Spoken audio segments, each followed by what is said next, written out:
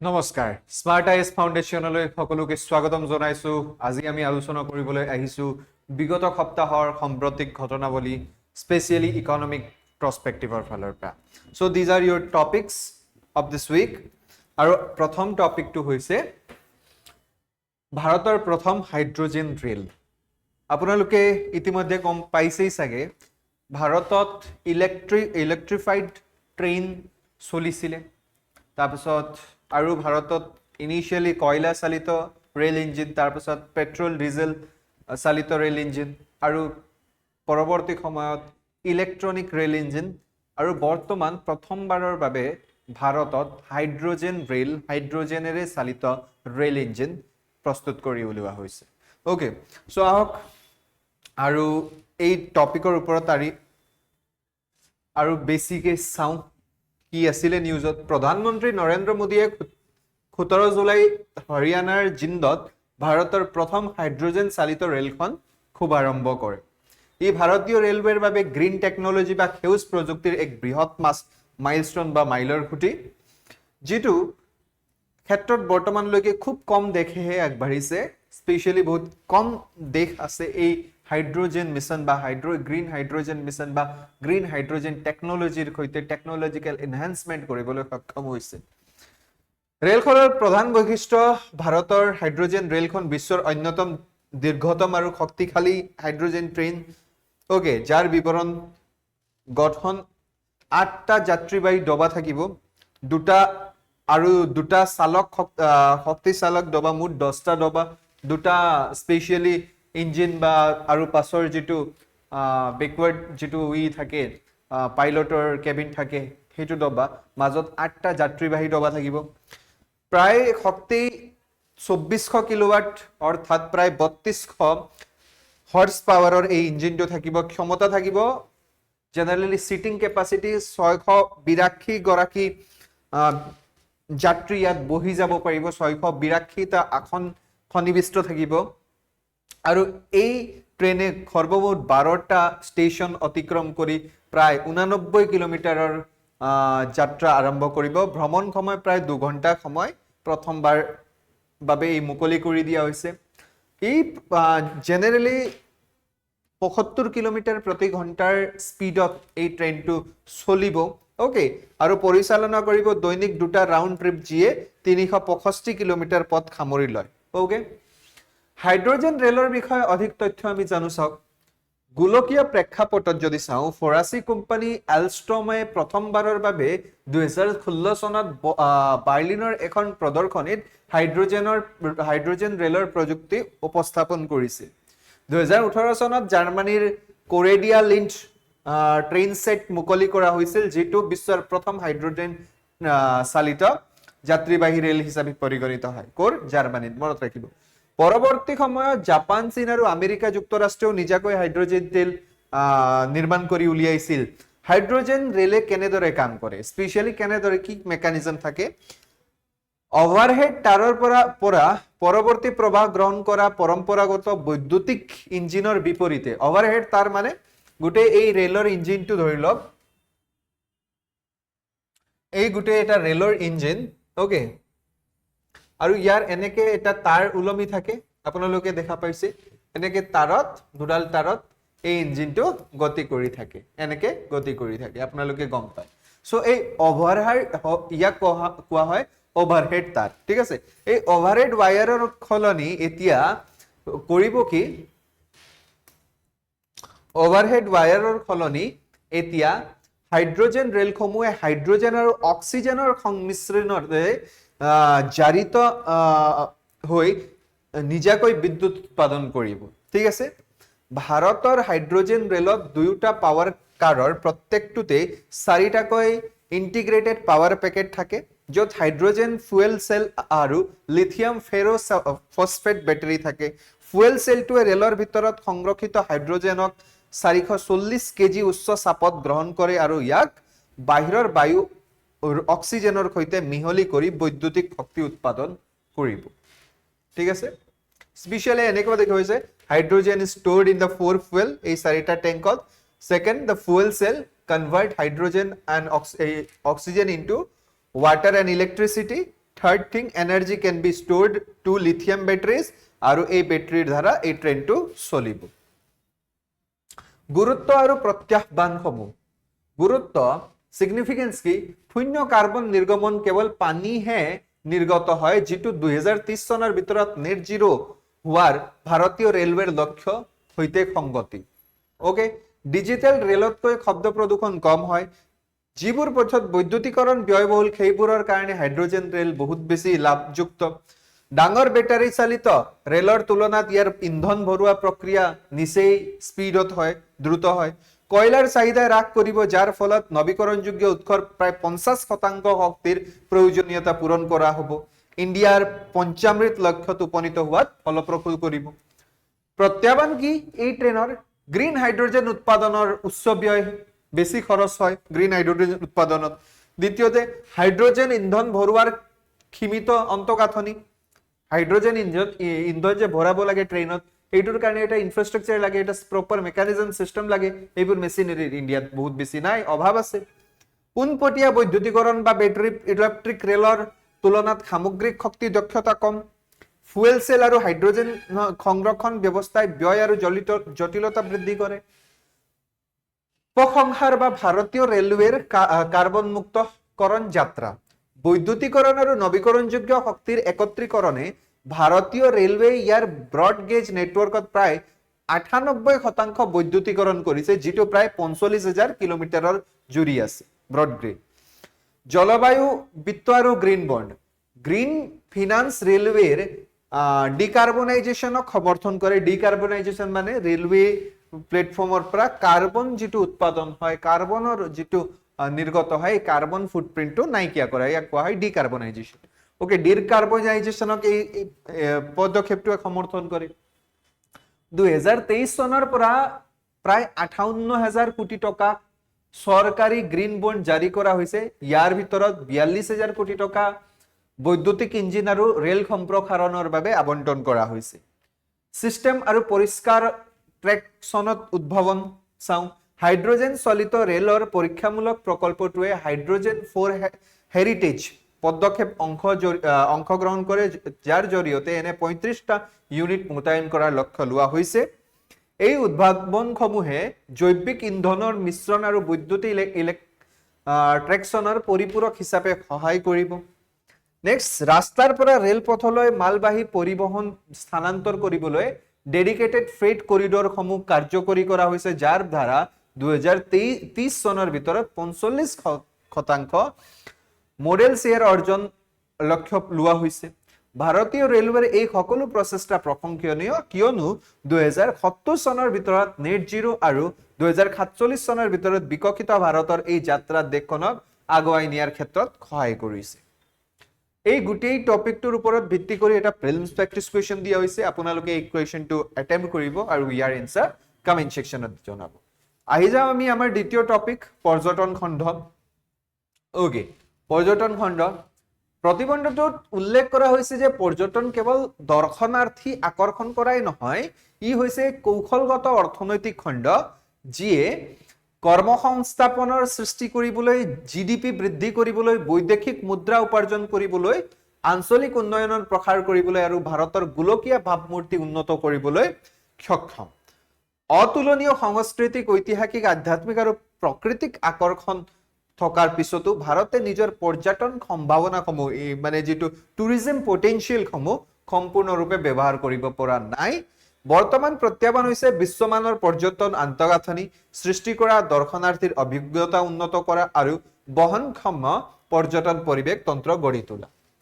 ভাৰতৰ পৰ্যটন খণ্ডৰ বিষয়ে আমি অলপ চাওঁ, তাৎপৰ্য চাওঁ। অৰ্থনৈতিক বিকাশ। পৰ্যটনে জিডিপি লৈ প্ৰায় 7 পৰা 8% উল্লেখনীয় বৰঙণি আগবঢ়াই আহিছে।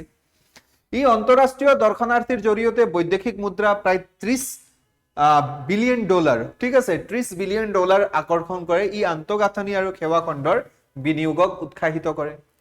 কৰ্মসংস্থাপনৰ যদি আমি কথা পাতো, এমপ্লয়াবিলিটিৰ যদি কথা পাতো, এই সেক্টৰৰ পৰ্যটন হৈছে সৰ্বাধিক শ্ৰম নিবিড় খণ্ডসমূহৰ ভিতৰত অন্যতম খণ্ড, যিয়ে মুঠ কৰ্মসংস্থাপনৰ প্ৰায় 12 পৰা 13% কৰ্মসংস্থাপন যোগাই আহিছে সৰ্বাঙ্গীন উন্নয়ন বা সৰ্বাঙ্গীন আঞ্চলিক উন্নয়নৰ যদি আমি কথা পাতো পৰ্যটনে গ্ৰাম্যাঞ্চল আৰু দুৰ্গম এলেকাসমূহত অৰ্থনৈতিক লাভালাভ সম্প্ৰসাৰণ কৰে ই স্থানীয় জীৱিকাৰ সুযোগ সৃষ্টি কৰি আঞ্চলিক বৈষম্য হ্ৰাস কৰে এটা যদি কোনোবা গাঁৱত মডেল ভিলেজ এটা পাতি দিয়া হয় ঠিক আছে ক্লিন ভিলেজ এটা অসমত যদি পাতি দিয়া হয় বাহিৰৰ পৰা মানুহ আহিব তাত অৰ্থনৈতিক উন্নয়ন সাধন হ'ব যেতিয়াই অৰ্থনৈতিক উন্নয়ন সাধন হ'ব আনএমপ্লয়িজ সকল তাত এমপ্লয়মেন্টত আহিব ঠিক আছে কৰ্ম সংস্থাপন পাব এতিয়া তাত যেটো বৈষম্য ভাৱ সৃষ্টি হয় এই বৈষম্যটো হ্ৰাস পাব তাত দৰিদ্ৰতাটো দূৰীকৰণ হ'ব সফট পাৱাৰ ই ভাৰতৰ সাংস্কৃতিক প্ৰভাৱ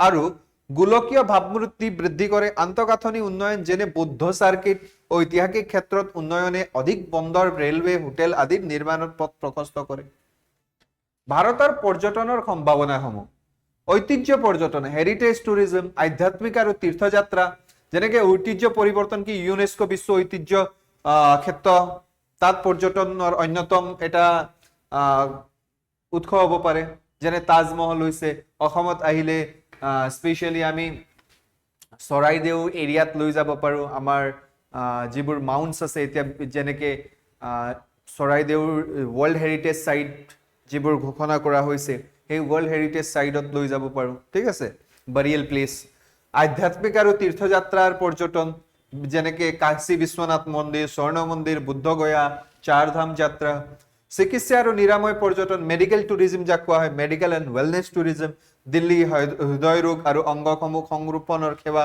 কেৰালাত আয়ুৰ্বেদ কেন্দ্ৰ ঋষিকেশত যোগ শিবিৰ পৰিৱেশ পৰ্যটন আৰু বন্যপ্ৰাণী পৰ্যটন eco tourism Kaziranga Jim Corbett Manas এইবোৰত লৈ যাব পাৰো দুঃসাহসিক পৰ্যটন এডভেঞ্চাৰ টুৰিজমত লাডাখ ট্ৰেকিং ঋষিকেশত ৰিভাৰ ৰাফটিং কেনোয়িং ওকে এইবোৰত আমি বেছি গুৰুত্ব দিব পাৰো সমুদ্ৰ তীৰ আৰু উপকূলীয় পৰ্যটন আমি গোৱা লৈ যাব পাৰো লক্ষদ্বীপ লৈ যাব পাৰো আন্দামান নিকোবাৰ আমি টাৰ্গেট কৰিব পাৰো গ্ৰাম্য পৰ্যটন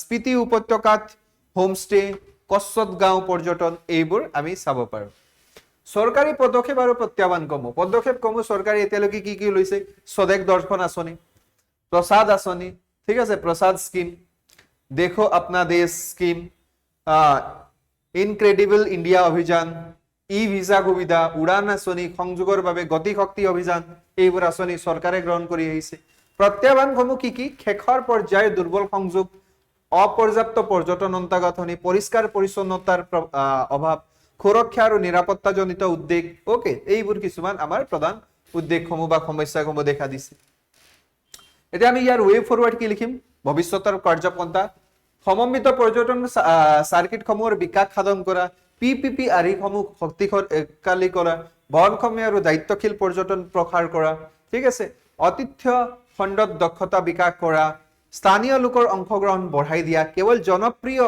গন্তব্য স্থানসমূহৰ বাহিৰেও পৰ্যটন বৈচিত্ৰ্যকৰণ কৰা গন্তব্য স্থানৰ উপনীত ব্যৱস্থাপনা আৰু ব্ৰেণ্ডিং কৰা কৰ্ম সংস্থাপন সৃষ্টি কৰা ঠিক আছে আৰু এই সম্ভাৱনাক বাস্তৱায়িত কৰিবলৈ খণ্ডিত প্ৰচাৰ পৰিৱৰ্তে এক সমন্বিত বহনক্ষম আৰু বিশ্বজুৰি প্ৰতিযোগিতামূলক পৰ্যটন উন্নয়ন দিশলৈ পৰিৱৰ্তন কৰে এই গোটেই টুৰিজম সেক্টৰৰ পৰা যেটো আমি ডিসকাশন কৰিছো ইয়াৰ ওপৰত ভিত্তি কৰি এটা মেইনস প্ৰেক্টিস কোৱেশ্চন আপোনালোকক দিয়া হৈছে আপোনালোকে এই কোৱেশ্চনটো এই টপিকটো ভালকে এবাৰ চাই ঠিক আছে সম্পূৰ্ণ শুনি তাৰ পাছত এই কোৱেশ্চনটো এটেম্প কৰিলো ইয়াৰ এই টপিকৰ ওপৰত ভিত্তি কৰি এটা প্ৰিলিমছ প্ৰেক্টিস কোৱেশ্চন দিয়া হৈছে যেটো আপোনালোকে এটেম্প কৰিব নেক্সট 3 নম্বৰ হ'ব লাগিছিল 4 হৈ গল স্মাৰ্টফোনৰ বাবে নতুন ৰাজকাৰ্য আঁচনি বুধবাৰে কেন্দ্ৰীয় কেবিনেট অনুমোদন জনোৱা নতুন ৬২,৫০০ কোটি টকাৰ মোবাইল ফোন উৎপাদন আঁচনিয়ে ভাৰতীয় কোম্পানীসমূহ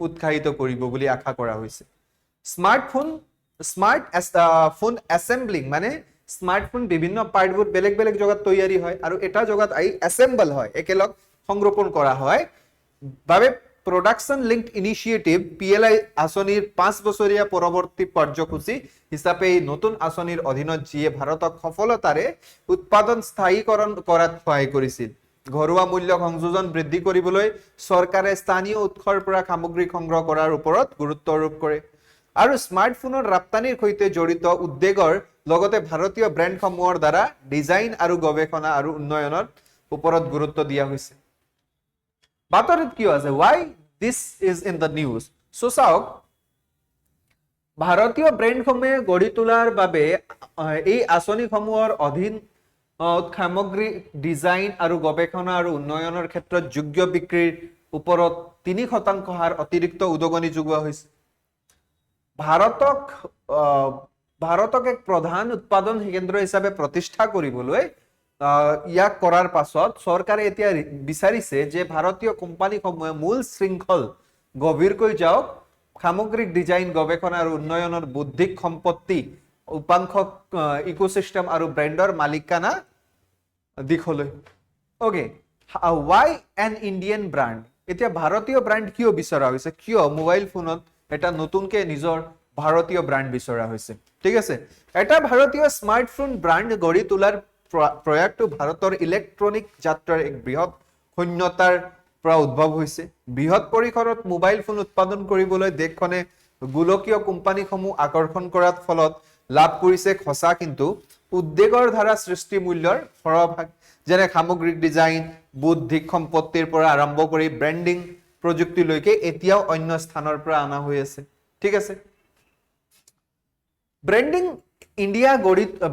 ইণ্ডিয়া গঢ়ি তোলা প্ৰত্যাহ্বানসমূহ কি গোলকীয় ব্ৰেণ্ডিংৰ প্ৰতিযোগিতা ঠিক আছে উপাংশ আমদানিৰ ওপৰত নিৰ্ভৰশীলতা আমি ম্যাক্সিমাম টু ব্ৰেণ্ডিং টু বাহিৰৰ পৰা এতিয়া এপল যদি কওঁ স্যামসাং যদি কওঁ এইবোৰ ম্যাক্সিমাম ব্ৰেণ্ড টু বাহিৰৰ ওকে ঠিক আছে দুৰ্বল গৱেষণা আৰু উন্নয়নৰ ক্ষমতা ব্ৰেণ্ডৰ স্বীকৃতিৰ অভাৱ উচ্চ মূলধনৰ প্ৰয়োজনীয়তা যোগান শৃংখলৰ সীমাবদ্ধতা এই এনেকুৱা ধৰণৰ হৈছে প্ৰত্যাহ্বান ঠিক আছে এতিয়া সিগনিফিকেন্স কি এসেম্বলিৰ পৰা উদ্ভাৱনলৈকে গতি ভাৰতক এক নিম্ন মূল্যৰ এসেম্বলিং কেন্দ্ৰৰ পৰা এক প্ৰযুক্তি আৰু ডিজাইন কেন্দ্ৰলৈ ৰূপান্তৰিত কৰা অৰ্থনৈতিক মূল্য সংযোজন বৃদ্ধি বা ঠিকাভিত্তিক উৎপাদনৰ তুলনাত ঘৰুৱা ব্ৰেণ্ডসমূহ অধিক লাভ অৰ্জন কৰে আত্মনিৰ্ভৰ ভাৰতক শক্তিশালী কৰা নিযুক্তি সৃষ্টিৰ উদগনি যোগায় ঠিক আছে উপসংহাৰ বা ওয়ে ফৰৱাৰ্ড আমি কি লিখে মোবাইল উৎপাদনৰ খণ্ডত চৰকাৰৰ দৃষ্টিভংগী আগবঢ়াই নিবলৈ ডিকসন টাটা ইলেক্ট্ৰনিক্সৰ দৰে কিছুমান ভাৰতীয় কোম্পানীয়ে নতুন ৰাজকাৰ্য আঁচনিসমূহ সুবিধা ল'ব পাৰে যদিও আৰ্থিক সাহায্য কেৱল এটা দিশেহে দীৰ্ঘম্যাদী সময়ৰ কাম কৰিবলৈ আৰু চীন তথা অন্যান্য দেশৰ সৈতে প্ৰতিযোগিতা কৰিবলৈ কোম্পানীসমূহে অনুকূল নীতি নিয়ম নেটৱৰ্ক আৰু এক সম্পূৰ্ণ ইকোসিস্টেম বিচাৰে তথাপিও ভাৰত চৰকাৰৰ এই আঁচনিসমূহ প্ৰশংসনীয় আৰু SDG 9 আৰু আত্মনিৰ্ভৰ ভাৰতৰ যেটো দৃষ্টিভংগীৰ সৈতে সম্পূৰ্ণ সংগতিপূৰ্ণ ইয়াৰ ওপৰত ভিত্তি কৰি এটা মেইনছ প্ৰেক্টিছ কোৱেশ্চন দিয়া হৈছে এই প্ৰশ্নটো আপোনালোকে অ্যাটেম্প কৰিব আৰু ইয়াৰ উত্তৰ আপোনালোকে কমেন্ট সেকশনত জনাব ঠিক আছে যিবোৰ প্ৰিলিমছৰ প্ৰেক্টিছ কোৱেশ্চন দিয়া হৈছে এই প্ৰশ্ন ইয়াৰ উত্তৰ কমেন্ট সেকশনত জনাব মেইনছৰ যেটো কোৱেশ্চন আপোনালোকে ঘৰত এবাৰ প্ৰেক্টিছ কৰিব পাৰে So these are the answer of prelims practice question. So এইটো আছিল আজিৰ আমাৰ সম্প্ৰতিক ঘটনাৱলী from economic perspective. Next সপ্তাহত এনেকৈ লগ পাম অন্য কিছুমান ইম্পৰ্টেন্ট for APSC ৰ কাৰণে ঠিক আছে তেতিয়ালৈকে ভালে থাকক কুশলে থাকক পুনৰ লগ পাম জয় আই অসম